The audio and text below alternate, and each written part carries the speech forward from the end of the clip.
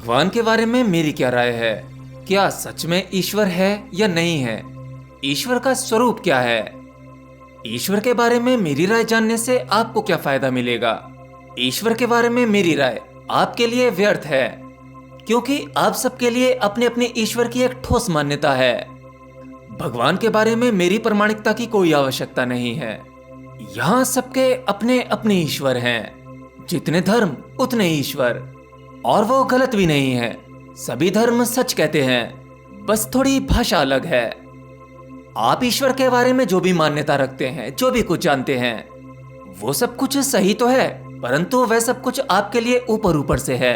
तो जैसे ही आप इस ईश्वर के पूरे सिस्टम को समझ लेते हैं, अपने ही शरीर रूपी मॉडल को समझने के बाद आप इस सृष्टि को समझ लेते हैं।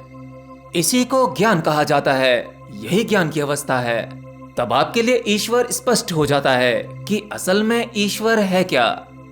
आप इस पूरे ब्रह्मांड के बारे में जितना जानते हैं, या आपके जानने के पार जो आप नहीं जानते, जिसे कोई नहीं जानता और जाना भी नहीं जा सकता, वो यूनिवर्स, वो सब कुछ आपके इस छोटे से शरीर में मौजूद है। आप इस यूनिवर्स का ही एक छोटा सा मॉडल हैं। मनुष्य की उत्पत्ति में ही इस ब्रह्मांड के सभी रहस्य छुपे हैं, यहाँ तक कि ईश्वर का भी रहस्य। मनुष्य के स्वभाव और बुद्धि के हिसाब से धर्म बने। उन सभी धर्मों के लोगों में कुछ विशेष लोगों ने परमात्मा का अनुभव किया।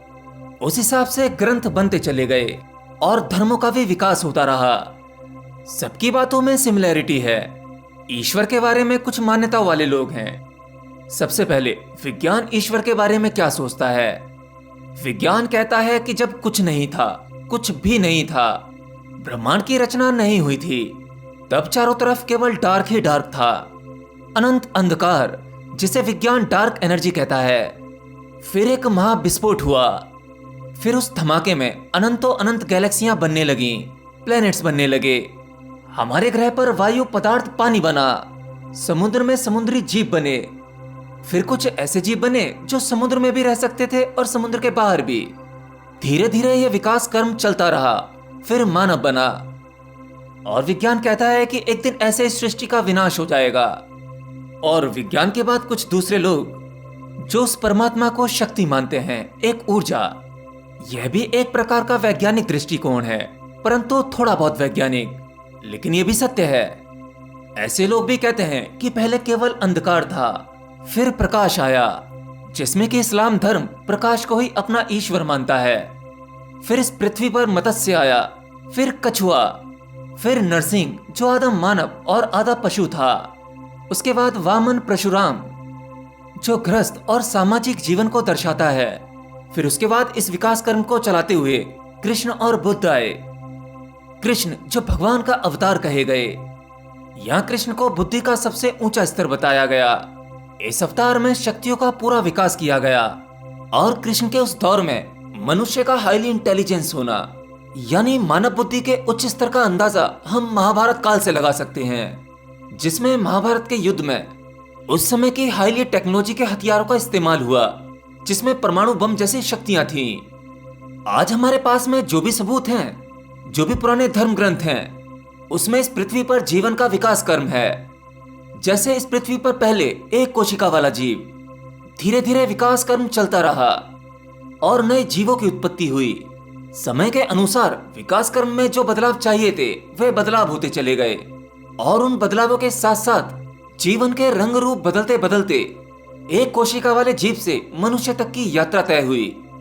और आज हम कलयुग के समय में हैं, यानी विनाश की ओर। यानी इस पृथ्वी पर मनुष्य की जो आखिरी संभावना है, वह कल्कि के रूप में आएगी और सब कुछ अंत हो जाएगा। भगवान श्री कृष्ण के अवतार में बुद्धि, शक्ति, टेक्नोलॉजी, इन सबको अपनी परम अवस्था में दिखाया गया, जिसका एक छोटा सा नमूना भगवत गीता में देखने को मिलता है, जो स्वयं भगवान की वाणी है, जो कृष्ण के मुंह से निकली। बुद्ध भगवान कृष्ण के बाद की अवस्था, जो यह दर्शाता है कि उस शून्य से जो बना, उस परम तत्व से जो बना, उसी में विलीन हो जाना। अब ऐसे भी कुछ लोग हैं जो परमात्मा को व्यक्ति मानते हैं। ऐसी मान्यता कि ऊपर आसमान में कुछ ऐसा है, कोई एक ऐसी दुनिया जहां ईश्वर बैठा हुआ है और इस पूरी सृष्टि को चला रहा है। तो ऐसे लोग भी यही कहते हैं कि पहले अंधकार था, फिर प्रकाश हुआ, फिर ईश्वर ने चांद, सूरज, तारे बनाए, यह पृथ्वी का निर्माण किया, पेड़ पौधों का निर्माण किया, समुद्र बनाया, मछली, पशु, पक्षी बनाए, फिर मनुष्य बनाया। और यह मान्यता भी कहती है कि एक दिन सब कुछ विनाश हो जाएगा। तो देखो, मान्यताएं कितनी भी हों, परंतु कहीं ना कहीं इशारा एक ही तरफ जाता है, जो बना है वो नष्ट होके ही रहेगा। हिंदू धर्म में भी कुछ ऐसा ही कहा जाता है और कहते हैं इन सभी विज्ञान की खोज हिंदू धर्म में बहुत पहले ही कर ली थी। मैं किसी धर्म की बड़ाई नहीं करना चाहता, पहले कर ली बाद कर ली ये कोई मैटर नहीं रखता। मैटर ये रखता है कि हमने कितना जाना। हिंदू धर्म ग्रंथों में 3 चीजों के बारे में बात की जाती है, या कहें 3 शक्तियों के बारे में, ब्रह्मा, विष्णु, महेश। ब्रह्मा जो इस सृष्टि का सर्जन करते हैं, विष्णु जो इसका पालन करते हैं, और महेश या कहूं शिव जो इसका विनाश कर देते हैं। इसीलिए ईश्वर के लिए इंग्लिश में बहुत अच्छा शब्द है गॉड, जी से जनरेटर, ओ से ऑपरेटर और डी से डिस्ट्रॉयर, मिलाकर बनता है गॉड। और ये काफी हद तक अर्थपूर्ण है। तो ओवरऑल मैं तो केवल इतना जान पाया हूं कि इस पूरी सृष्टि में एक एनर्जी बह रही है।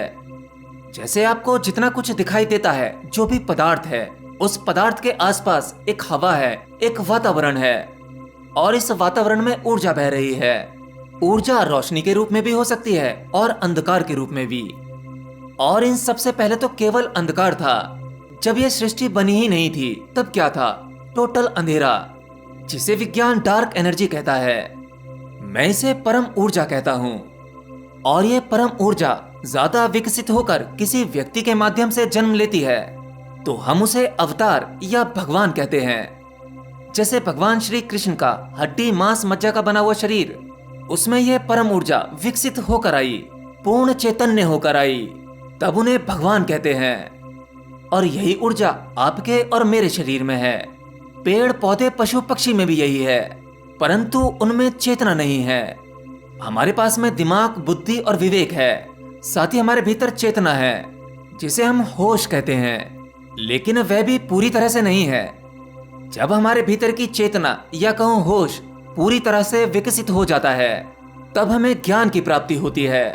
तब हम इसे सृष्टि के सिस्टम को समझ लेते हैं। इसकी शुरुआत और इसका अंत कैसे होगा वह सब कुछ जान लेते हैं। मनुष्य की चेतना के पूरे विकास क्रम में हमें पता लग जाता है कि हमारा आत्म स्वरूप क्या है।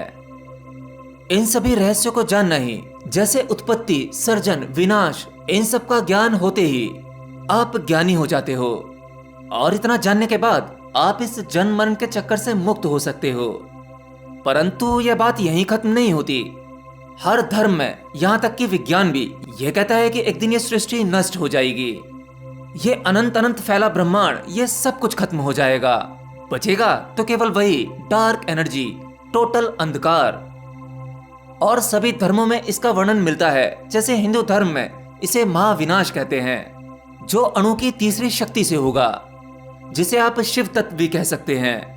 वह शिव तत्व सब कुछ अपने में ही समेट लेगा और उसके बाद फिर से सृष्टि का सर्जन होगा। और ये क्रम ऐसे ही चलता रहता है। तो इस अनंत ब्रह्मांड में एक से एक बड़ी घटनाएं घटती रहती हैं।